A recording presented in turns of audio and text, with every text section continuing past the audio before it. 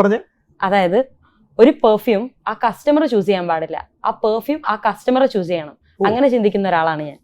അതായത് ഞാൻ as A person ഞാൻ ഏറ്റവും കൂടുതൽ അഭിമാനിക്കുന്നത് യു ലുക്ക് ഗുഡ് എന്ന് പറയുമ്പോഴല്ല, ബട്ട് യു സ്മെൽ ഗുഡ് എന്ന് പറയുമ്പോഴാണ്. Thank you. സോ അത് മീൻസ് ലൈക്ക് അതൊരു കോൺഫിഡൻസ് ആണ്. ഇപ്പം ഞാൻ എന്ന് പറയുന്നത് എൻ്റെ പ്രസൻസ് അറിയിക്കാൻ വേണ്ടിയിട്ടാണ് ഞാനൊരു പെർഫ്യൂം യൂസ് ചെയ്യുന്നത്. അപ്പം കൂടുതൽ കസ്റ്റമേഴ്സ് ആയാലും ഞാൻ കണ്ടിട്ടുള്ള ആൾക്കാരായാലും ആരും അടിക്കാത്ത സ്മെല്ല്, അതെന്തുകൊണ്ടാണ്? അവർക്ക് അവരുടെ പ്രസൻസ് അറിയിക്കാൻ, അവരുടെ ഇൻഡിവിജ്വാലിറ്റി എക്സ്പ്രസ് ചെയ്യാൻ വേണ്ടിയിട്ട് യൂസ് ചെയ്യുന്നു എന്നുള്ളതാണ്.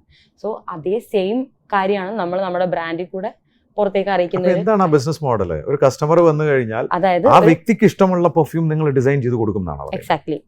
അതായത് ആ കസ്റ്റമറുടെ നീഡ് എന്താണോ, ആ കസ്റ്റമർ എന്താണോ ഉദ്ദേശിക്കുന്നത്, മേ ബി ആ കസ്റ്റമറുടെ മെമ്മറി ആവാം, അല്ലെങ്കിൽ ആളുടെ ഒരു പേഴ്സണാലിറ്റി വൈസ് ഉള്ള സ്മെല്ലാവാം, അത് നമ്മൾ ക്രിയേറ്റ് ചെയ്യാണ് ചെയ്യുക. ഞാനിപ്പോൾ നിങ്ങളുടെ സ്റ്റോറിലേക്ക് വരികയാണ്. എൻ്റെ പ്രൊഫഷൻ എന്ന് പറയുന്നത് ഞാനൊരു ബിസിനസ് കോച്ചാണ്, ഞാനൊരു കോർപ്പറേറ്റ് ട്രെയിനറാണ്.